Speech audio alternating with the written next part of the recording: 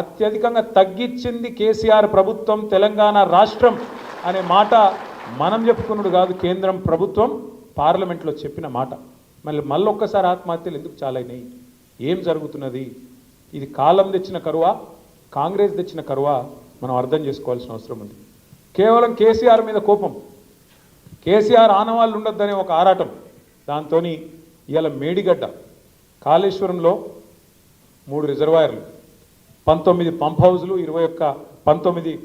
3 బ్యారాజులు, 19 రిజర్వాయర్లు, అదేవిధంగా 21 పంప్ హౌజులు. ఇట్లా కాళేశ్వరం అంటే ఎక్కడో అక్కడ గోదావరిల కింద 80 మీటర్ల మీద ఉండే కాడ నుంచి హైదరాబాద్ దగ్గర, హైదరాబాద్ నెత్తి మీద కుండబెట్టినట్టు 618 మీటర్లకు పైకి అప్పుడెప్పుడో శివుడు గంగను కిందికి దించిండట, కేసీఆర్ ఏమో గంగను పైకి తీసుకొచ్చిండు. అక్కడ 80 మీటర్ల నుంచి 618 మీటర్ల కాడికి తీసుకొచ్చి కొండపోచమ్మ సాగర్ నింపి కాళేశ్వరం అనే ప్రాజెక్టు ప్రపంచంలోనే అతిపెద్ద లిఫ్ట్ ఇరిగేషన్ ప్రాజెక్టు. ఆ ప్రాజెక్టు కట్టిండు.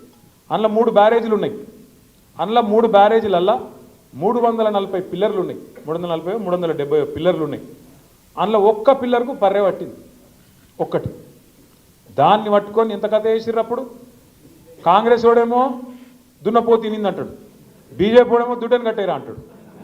ఆ పర్రెను పట్టుకొని ఇక దానికి రాహుల్ గాంధీని తెచ్చి ఎన్డీఎస్ఏనట, ఇంకోటట ఆగమేఘాల మీదకొచ్చి ఇగో ఇది చూసినారు, ఇగో గిదే పర్రె ఇగో చూసినారు, మొత్తం పోయింది. 1,00,000 కోట్లు ఇళ్ళకెళ్ళిపోయినాయి, పర్రెలకెళ్ళి త్వరలకెళ్ళి కిందికి వీకినాయి. మొత్తం జనాన్ని ఆగం చేసి కాళేశ్వరం అంటేనే అవినీతి, ఇది అది డామ్ డూమ్ అని చెప్పి మొత్తానికి ఓట్లు దొబ్బినవు జనాలను.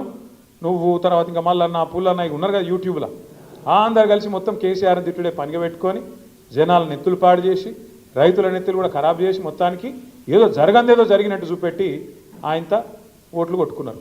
మరి నేను అడుగుతున్నా ఈరోజు ఇదే మేధావులను, ఈ రాష్ట్రంలో ఉండే మీడియాను కూడా నేను అడుగుతా ఉన్నా.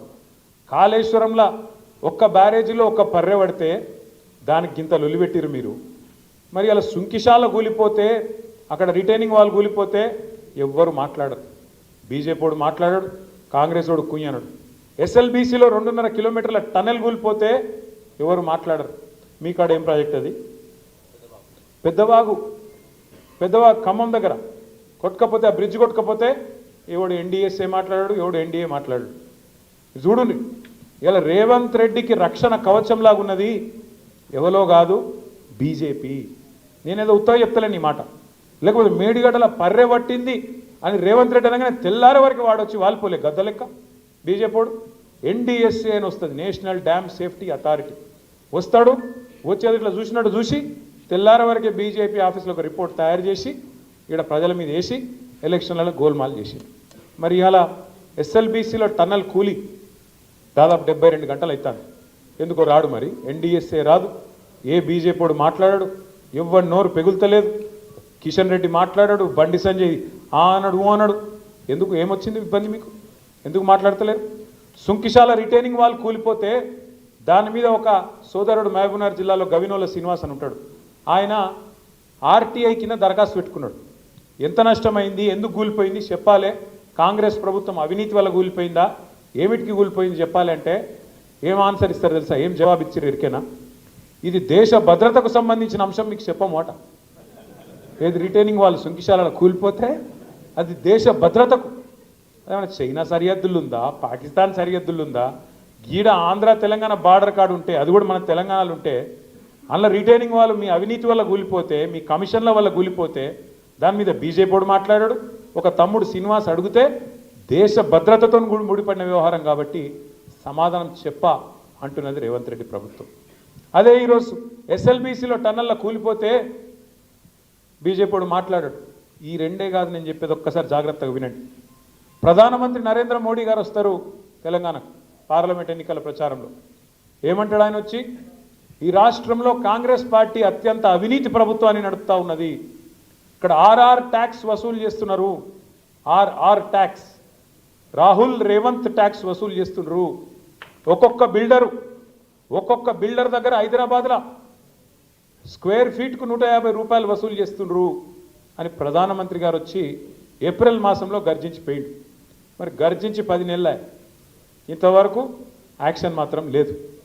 అయ్యా రేవంత్ రెడ్డి గారు తన బావమరిదికి, బావమరిది గారి కంపెనీ పేరు శోధ, ఆ శోధ అనే కంపెనీ కేవలం 2 కోట్ల లాభం ఆర్జించింది. అసొంటి కంపెనీకి 1137 కోట్ల కాంట్రాక్ట్ ఇచ్చిండు రేవంత్ రెడ్డి. సుజన్ రెడ్డి అని ఆయన బామ్మర్ది కంపెనీకి 1137 కోట్ల కాంట్రాక్ట్, అది కూడా ఏ స్కీమ్లా? అమృత్ అనే స్కీమ్లో ఇచ్చిండు. అమృత్ అంటే ఏంది? కేంద్ర ప్రభుత్వ స్కీమ్. నేను ఢిల్లీ దాకా పోయినా. ఇక చూడండి సార్, ఈయన వాళ్ళ బామ్మర్ది, ఆయన కంపెనీకి ఎలాంటి అర్హతలు లేవు, 2 కోట్లు వాళ్ళ కంపెనీ లాభము. మరి 2 కోట్ల లాభం సంపాదించే కంపెనీ 1137 కోట్ల పనిచేస్తుందంటే ఊళ్ళో చిన్నపిల్లగాడు కూడా నమ్మడు. గా కంపెనీకి ఇస్తే మీరు విచారణ చేయరా సార్ అని చెప్పి ఆ సంబంధిత మంత్రి గారికి, మున్సిపల్ మంత్రి గారికి ఢిల్లీలో ఆయనకు దరఖాస్తుతో పాటు మొత్తం ఆధారాలు ఇచ్చొచ్చి 6 నెలలు ఆయన ఉల్కడు పల్కడు. అట్లే ఇక్కడ పొంగులేటి శ్రీనివాసరెడ్డి గారి ఇంటి మీద